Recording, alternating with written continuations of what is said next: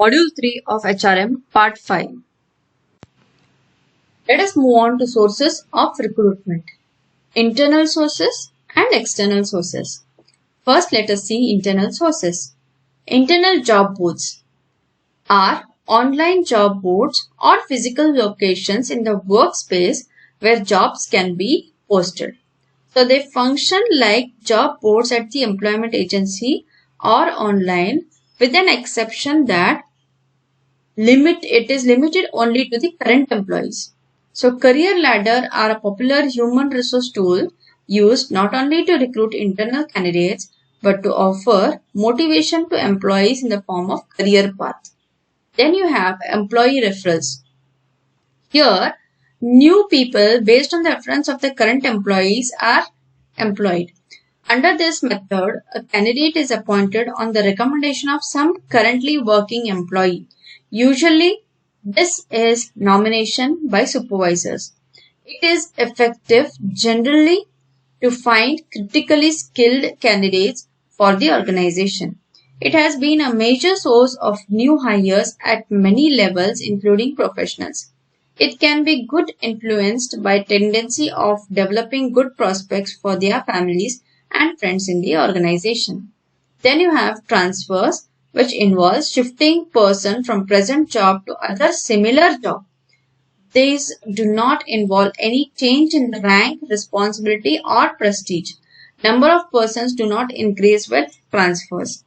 Then you have promotions. It is nothing but shifting a person to position carrying better prestige, higher responsibility and more pay.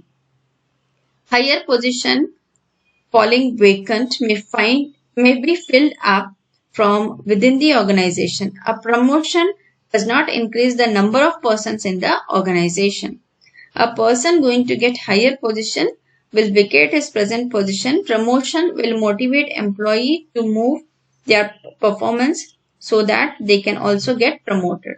Then you have demotion, exactly opposite to promotion, that is demoting one particular person from a higher level to a lower level. Then you have deployment. It is nothing but temporary placement of the employees when there is some temporary work which arises within the organization. Instead of recruiting people from outside, you deploy the internal people. Then you have external sources of recruitment. First external source of recruitment is professional agencies or private employment search firms. There are several private consultancy firms which function on behalf of the client company by charging a fee. These agencies are particularly suitable for recruitment of executives and specialists. It is also known as recruitment process outsourcing. Firms like ABC Consultants, Arthur Andersen, Noble, Hewitt, SB, Bilmoria, KPMG offer employment-related services. Then you have advertisements through newspapers, TV, radio. Then you have the employment exchange offices. So here, which is set up by employment exchange office, is set up by the government for bringing together as quick as possible the men who are in search of employment as well as the employers who are looking for candidates. Employment exchanges register unemployed people and maintain the record of name and qualification, etc. The employers on the other part intimate the exchange about the vacancies which occur within the factories, type of employees required to fill up those vacancies, and it is being matched, and the employment exchange provides the employment seekers which are already registered with them with the jobs. So they also conduct a lot of job melas. They also conduct a lot of employment melas through which the recruitment takes place. Then you have labor contractor. So manual workers can be recruited through contractors who maintain close contact with the source of such workers. So this source is used to recruit labor for construction jobs, etc. This is most common form of external recruitment, wherein labor contractors who are either employed with the firm or have agreement to supply workers to the firm for the completion of specific tasks This method is again used for hiring the unskilled and semi-skilled workers. Contractors keep in touch with the workers and send them to the place where the need arises. In doing so, contractor get commission for each work supplied. Then you have campus recruitment. So the companies will be moving on to the colleges, the campuses of the colleges, and they'll be conducting certain round of interviews, and through which they recruit the prospective candidates. Then you have something called as casual applicants or walk-ins. So when you speak about walk-ins, a direct form of recruitment wherein prospective candidates are invited through an advertisement to come and apply for the job vacancy. Here the specified date, venue and the time are mentioned, and the candidates are requested to come and give the interview directly without submitting their application in advance. Then you have factory gates. So certain workers present themselves at the factory gate every day for employment. This method of recruitment is very popular in India for unskilled and semi-skilled workers. Desirable candidates are selected by the first client supervisor. The major disadvantage of this system is that the person selected may not be suitable for the vacancy. Then you have unsolicited applications. So one of the most important source of recruitment is unsolicited applicants who send the request for appointment against a vacancy. If any, by appointing such casual callers, the employer save not only the selection and training cost, but also expenditure in the form of pension, insurance, fringe benefits, etc. The alternatives of recruitment when the company do not want to recruit from within the organization or outside the organization, what alternatively they can do to get the work done or to fill the vacant position which is arising. One is they can go in for taking overtime from the employees. Second is subcontracting the entire work to the outsider. Then hiring temporary employees who will be working for a time being. Then you have employee leasing, taking the employee on a lease from certain professional agencies, and then outsourcing the entire work. Now let us move on to evaluating recruitment effectiveness.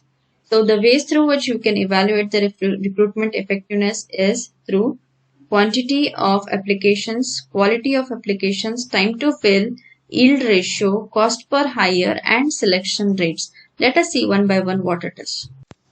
The first in evaluating recruitment effectiveness is quantity of applications. So the gross measure of the effect of recruitment activities with the philosophy that if there are more applications, the organization is more likely to get better highly qualified individuals. So the quantity can be evaluated by sources giving a gross estimate of the cost effectiveness of television, advertisement in newspapers, etc. So how much of quantity of applications have been received from each sources? Based on that, you can evaluate the recruitment effectiveness of quantity of applications. Then you have quality of applications. So organizations would like to evaluate the percentage of applications that were considered qualified for the job or that were actually offered an interview. So gross measure of impact of recruitment program and can be analyzed by sources of applications. Recruitment effectiveness can also be evaluated from time to fill. So it can be evaluated the time it takes to fill a position from the day the request is being made to HR department until the position is entirely fulfilled in the department. So these data are then compared against the goal, historical averages, benchmarks to evaluate recruitment efficiency. Then the next is yield ratio, which is one of the method of evaluating recruitment effectiveness. Most of the companies use it, wherein recruitment is often evaluated in terms of yield rates from one stage of process to another. First stage would be what percentage of applicants were considered qualified for the job, what percentage qualified passes in the initial screening, etc. Then you have cost per hire, wherein you will be tracking the average cost to hire employees, typically by dividing all recruitment rate related expenses by the number of actual hires. Then you have selection rates, wherein you evaluate number of new hires against the total number of applicants. Then you have acceptance rate, where you evaluate number of applicants that accept the position divided by number of applicants that were offered the position. Ways to increase recruitment effectiveness. So first way is increasing recruitment effectiveness through better applicant tracking system to collect data on applicants and provide various analysis. So you have to have a better applicant tracking system, that is ATS. Then you have to have a realistic job preview which provides job candidates accurate details about the organization and the job, wherein you will be having right applications flowing in if you provide a realistic job preview to the candidates.